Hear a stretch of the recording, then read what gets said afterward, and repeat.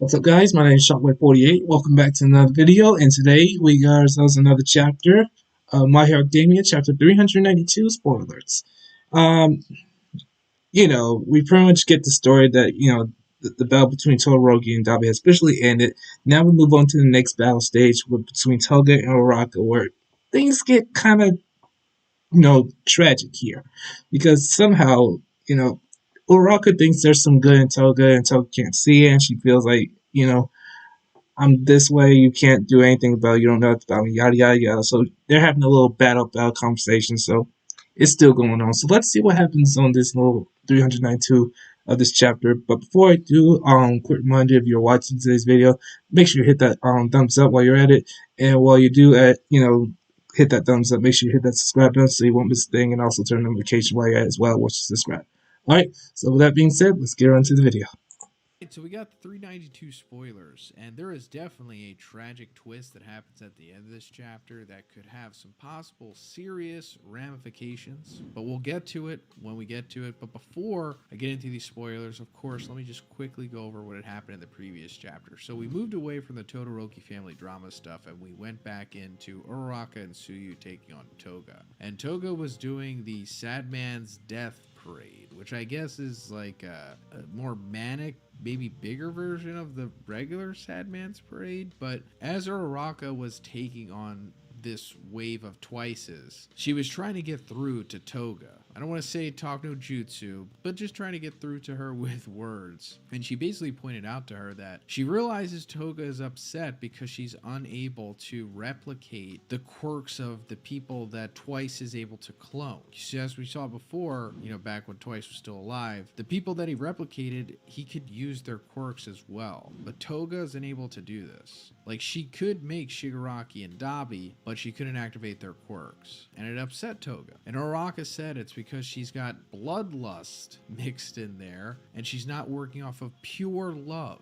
Because that also goes into Toga's quirk. If she loves someone that she becomes, she can use their quirk as well. But apparently she's got too much bloodlust mixed in there, so she's unable to replicate the quirks of the others. And this triggers Toga, and she exposes herself. So now Uraraka knows who the original Toga is in this army of Twice clones. And that brings us to this chapter that begins with Tsuyu tied up by Twices, saying that she couldn't dodge the clones' attacks due to the injury she took on Akotu Island. Uraraka shouts her name, and Toga starts yelling at her, saying that she acts like that because she was born with an easy life. A flashback begins with Toga's parents accusing her of killing the bird to drink its blood. Toga denies it while crying, saying that it was already dead in the backyard. We then see her being taken to quirk counseling. The lady there says they'll make her normal. We then see Toga walking in a park while seeing different forms of love, like a couple holding hands and a man playing with his dog. She remembers all the time she was told to act normal as she watches everyone, biting her own finger hard enough to the point of bleeding. Then we see her parents asking if she sucked the blood of a friend from school, and Toga says she didn't. She just gave his bruise a little kiss. Her parents say that this isn't normal, and Toga replies that she doesn't understand what this means. Toga is crying desperately, asking her parents why she has to repress her love, why she can't turn into other people, why doesn't anyone else feel the urge to drink blood like she does. The parents are screaming, saying they have given birth to something that is not human.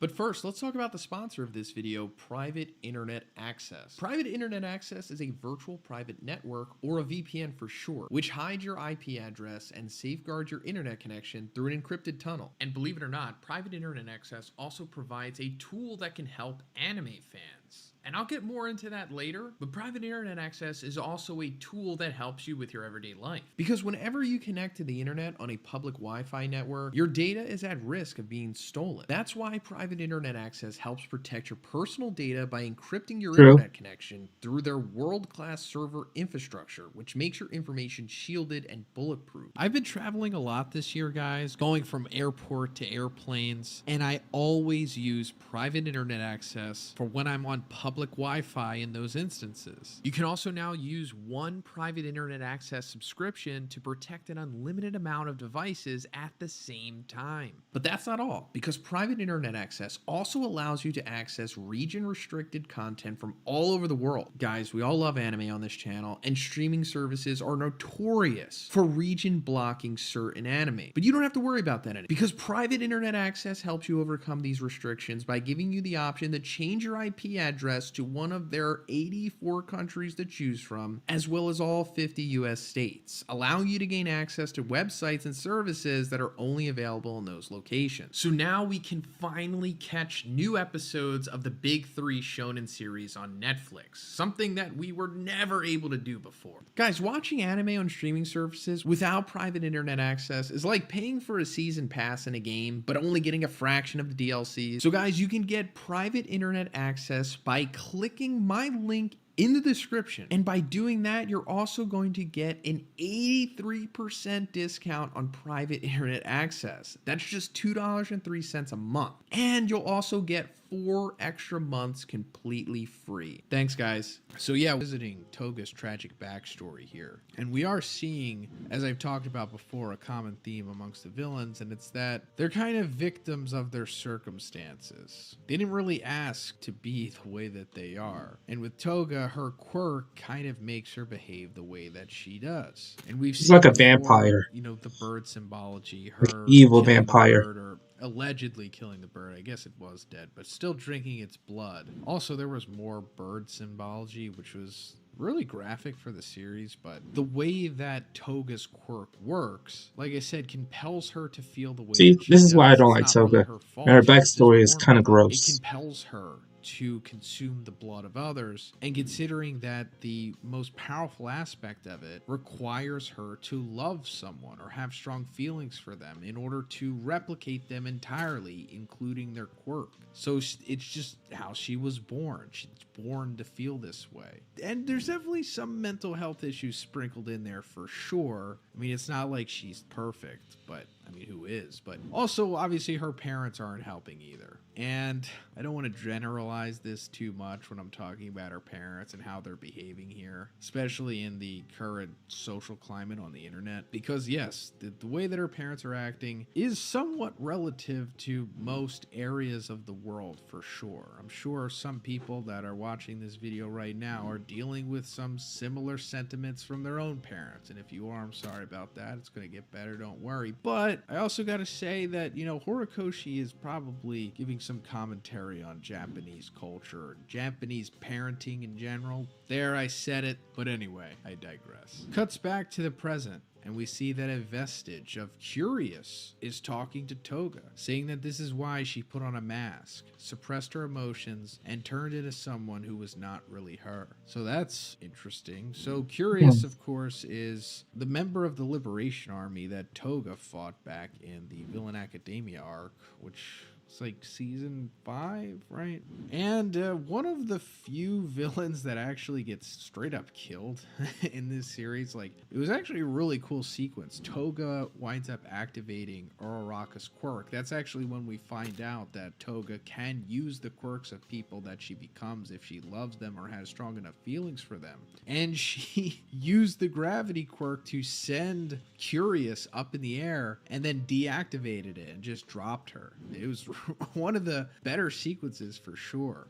But now she's like seeing the quote unquote vestige of her, which is interesting because this is the same kind of rhetoric that Curious was spouting to Toga when she was alive during their fight. So this really did get to her because it was the truth. She is suppressing her emotions, considering her upbringing. Ochaku pulls Toga with her wire and Jiro arrives on the scene, going to hold a falling Suyu. But Kamui warns her that that's not the real one because she's already holding Suyu. That's when the falling Suyu's face distorts, getting a huge mouth and eyes. So we've seen this before. Toga already was able to replicate Suyu because she was able to get her blood from a wound that she received. This actually happens back in chapter 375. And also in that chapter, we got an update on how long the time limit of Toga being able to use twice as quirk is, which is like 30 to 40 minutes considering the amount of blood that she was able to consume. But then again, 30 to 40 minutes in manga time is just like a day, so it doesn't really matter, but I guess it will come back into play since it was mentioned. Suyu's Yeah. clone attacks Jiro, but Kamui destroys it. Toga starts making more clones of Suyu and Jiro,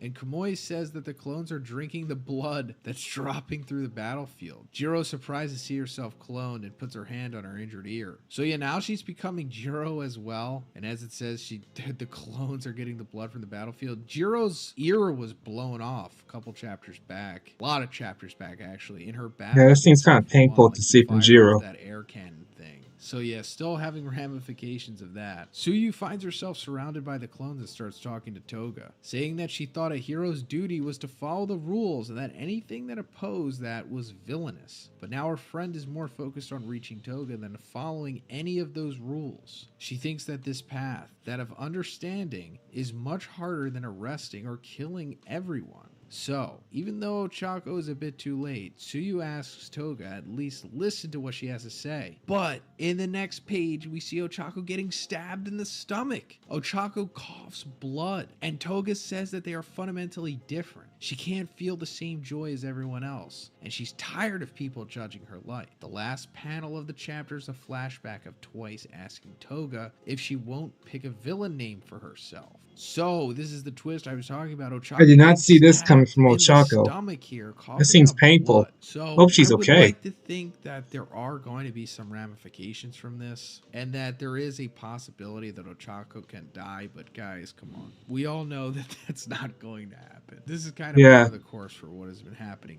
first time lately. getting Yes, stabbed characters really do hurt die in her. this series for sure, but there's no chance. No chance, guys, that Ochako is going to bite the dust here. I mean, come on. I mean, if she does, I would happily be proven wrong. I mean, I love Ochako. She's one of my favorite characters for sure. But I just don't feel any kind of like stakes, or I don't feel anxious or even worried one bit. This is more so just Horikoshi trying to up the stakes here. And I understand, but Ochako's going to pull through this for sure. But the Yeah. real question is if Toga will be redeemed. Does she have a better case of being redeemed than Dabi? For sure. I would say that Dabi is more despicable than Toga, but both are far from innocent. So expect Ochako to, I don't know, maybe have some kind of quirk awakening or some kind of ultimate move that comes out of this, possibly. This pushes her to finally defeat Toga. And also, maybe we will get a villain name for Toga, which is interesting because we never really had that before. I like that that's being brought up here. Maybe she says it in her final moments. But Alright, that's enough talk. Well, this is really heartbreaking because Ochako has never been stabbed by Toga in her life. I mean, she always tried to have the upper hand of Toga, but every time she does, Toga gets inside her head, she gets confused, and then she loses focus, and Toga ends up escaping. I mean, she's very crafty, very crafty. Not gonna lie, she is human, but she also has a very easy weakness, and I just don't know how this battle is going to last for Ochako. I mean, maybe she might have backup plan, or maybe she's probably going to get some quirk awakening. I'm not specifically sure if that's going to happen, but if it does, I hope it's going to be useful to take out Toga and stop all this madness.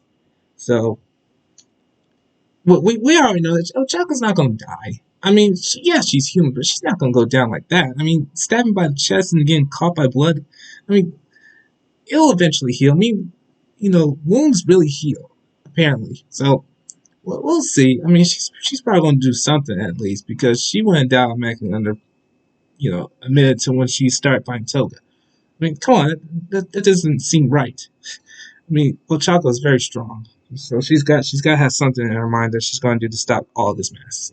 We'll eventually see something, probably in the next chapter. I don't know when the next chapter is going to be, probably next week or so, but we'll see. Okay, guys, that's it for today's video. Thanks for watching. I hope you guys enjoyed. In the meantime, stay tuned, and I'll see you guys later. Peace out.